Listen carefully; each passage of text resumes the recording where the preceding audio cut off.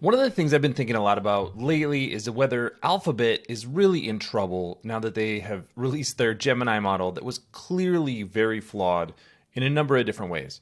We don't need to go through that on this video, but I think it brings up a lot of potential challenges that Alphabet faces keeping their core search business, which is really their cash cow right now, and then moving into a new business like artificial intelligence, whatever that looks like in the future, whether it's growth in the cloud, whether it's artificial intelligence tools that they're going to be selling or generating some sort of subscription revenue, whether AI takes over some of the searches.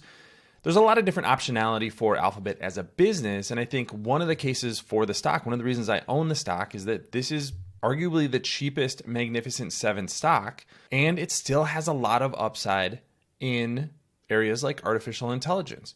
This is a company that has the best infrastructure, the fastest infrastructure in the industry, makes some of the best chips, so basically has more GPU power than most of its competitors should, and yet they can't get out of their own way from a cultural perspective. Now, every single company that has released a model or a commercial product has run into some sort of challenges. These are computer tools, and the training of those tools is going to be flawed in some way, but it seems like Alphabet has gone in a direction where their flaws are much more obvious and egregious than a lot of their competitors like OpenAI. So I want to go through some of the advantages that Alphabet has, some of the changes the company might make, and put this in a little bit of historical context. Because companies have gone through this before, this trough of disillusionment, this thought that they're going to be passed by and then come out of the other side better off. And from an investment perspective, oftentimes the best time to buy those stocks is when the news cycle, when the sentiment in the market is worse. I don't know if we're at the bottom yet, but it's obvious that the sentiment around Alphabet and the stock is very bad right now. So that's what I'm going to dig into today. My name is Travis Hoium. Thanks for watching Asymmetric Investing. Please subscribe here on YouTube for all my content. And thanks to this video's sponsor, The Motley Fool. If you go to fool.com/ASYM, they'll give you their top 10 stocks to buy right now. When we look at Alphabet in artificial intelligence, I think we have to look at the company's advantages and clear advantages over competitors and particularly startups in the market. And one of the things that I think a lot of investors have been debating over the last 12 to 18 months is artificial intelligence a disruptive technology or a sustaining technology? And what that really means is it a disruptive technology that is going to upend what a lot of these companies, a lot of these technology companies do, fundamentally change the way that we use technology? Is it like moving from the PC to mobile devices where companies like Microsoft just weren't able to respond because they structurally were not capable of thinking about a device in everybody's pocket and the way you need to design that differently than the way you need to operate a PC? So there are lots of examples of disruptive innovations, but it could possibly be a sustaining innovation, which sustaining innovations are innovations that are a little bit more incremental and they actually make the incumbent companies, so the big tech companies that we know today, stronger. And I think we're clearly seeing that this is leaning towards being a sustaining innovation. The companies that have benefited the most from artificial intelligence have been the companies that were dominant before. Microsoft, Alphabet, Amazon, NVIDIA.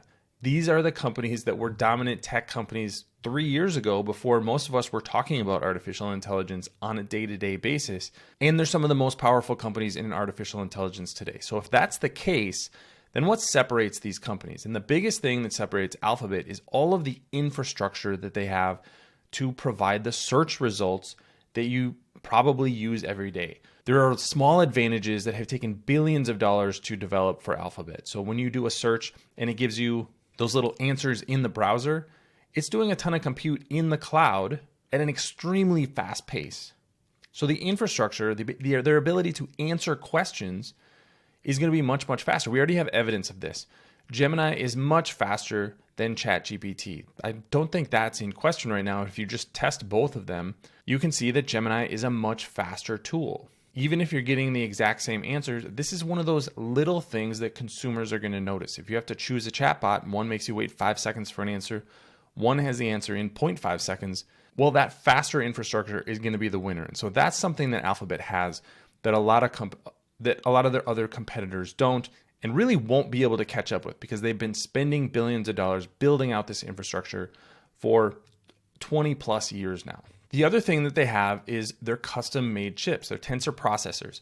And what this does is it means they're not gated by some of their suppliers in the same way that a Microsoft, that Meta, that Amazon might be, where they're trying to buy as many chips as they can from NVIDIA. They're trying to develop their own chips and get space on TSMC's production lines. Well, Alphabet has been developing this technology for over a decade, and they have arguably one of the biggest GPU fleets in the world. And that's going to give them an advantage whether they're developing products in-house, whether they're building models, whether they're doing inferences, and just being a cloud provider for other companies.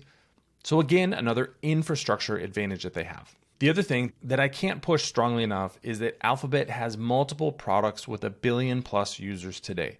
And the thing with artificial intelligence that I think is really confusing right now is we're at this really rapid pace of innovation and adoption, but I think the number of people actually using these tools is relatively small. We aren't talking about any of these AI chatbots, whether it's ChatGPT or anybody else, having 1 billion users.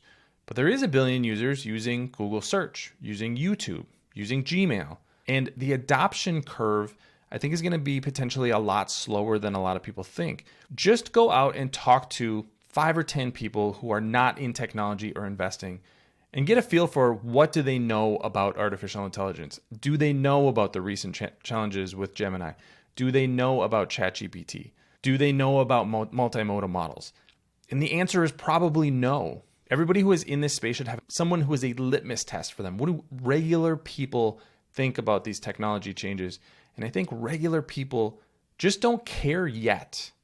They probably will eventually, but I don't think they care yet what chatbot is doing the best searches, is able to pull information from the internet, has the biggest model, can take the biggest number of tokens.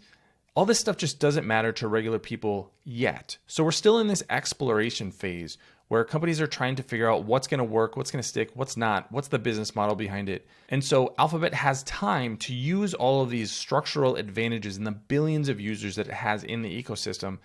It has time to perfect these products before trying to move them all over to new use cases and new products that artificial intelligence may allow. So I think that's another major structural advantage that Alphabet has over a lot of these upstarts. It's much, much harder to go from 0 to 100 million users than it is for a company like Alphabet to go from 1 billion users to 1 billion users using another adjacent product. Thanks to our friends at The Motley Fool for sponsoring this video. Visit fool.com/ASYM for the top 10 stocks to buy right now. I also think we can't reiterate enough that the models themselves and the way that Gemini runs is some of the most impressive technology in the industry, in the AI industry. From everything that I can gather, all of the flawed images and answers that have come from artificial intelligence have required human intervention. And so that's going to be the question, is how do you pull out that human intervention or put the correct human intervention is? That's going to be a question that a lot of these AI companies are going to have, is what sort of interventions do or don't you want to put into the system? Because they're all modifying these models in certain ways. And obviously, Alphabet has just gone the wrong direction. So what is the problem with Alphabet and can it be fixed? Well, I think the biggest problem, and what a lot of investors are starting to realize now, is that culture is just fundamentally the problem with Alphabet. The fact that these problems with Gemini were not found internally, the fact that you would train a model to produce the kind of images and answers that it has shown to produce, that is just a fundamental problem from a cultural perspective. This is not a technology problem. This is a culture problem.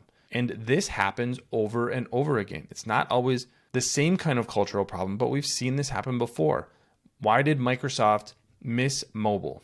Because their culture just didn't allow them to see it. They were too confident thinking that they were going to be able to move from dominating PCs to dominating mobile. When they announced Windows Phone, they had a funeral for the iPhone. One of the most ridiculous things that has happened in the history of technology. But their culture told them that they were going to be successful in mobile, even though they absolutely landed on their faces. We saw the same thing with Intel. Intel was a dominant company in PCs, in servers. When mobile devices started coming around, you started to see companies like TSMC gain market share. An entirely different business model emerged, and they just simply weren't able to react because their culture didn't allow them. They were a vertically integrated company. Of course, they were creating the best chips, but they didn't create the best chips for every specific application. And eventually, those specific applications got big enough, like the iPhone, to overtake market share from Intel. And it was a major miss by the company, and it was driven by their culture. History has tons of examples of this, of company culture being a challenge for companies. So what do you do? How do you fix that?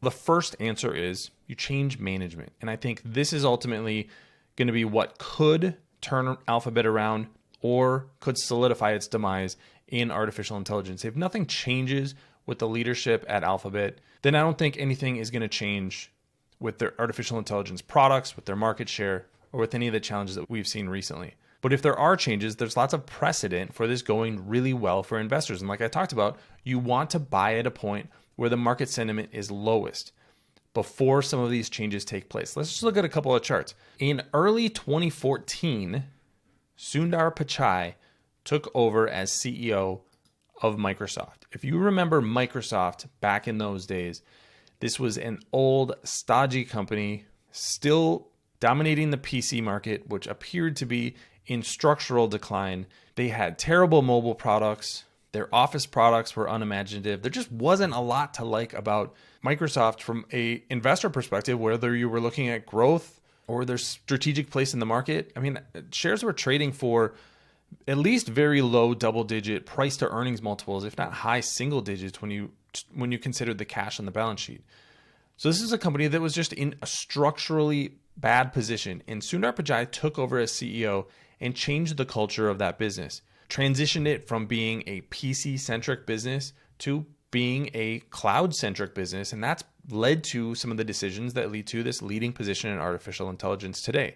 Intel is going through some of these changes now. They've changed the structure of their business to be a foundry business, and then a chip design business could potentially be split into multiple pieces. And CEO Pat Gelsinger was brought in to change the culture and the business model of Intel itself. Now, we don't know yet if that is going to be successful, but it was those sort of changes that were needed to make on a personnel level to make structural changes to the business.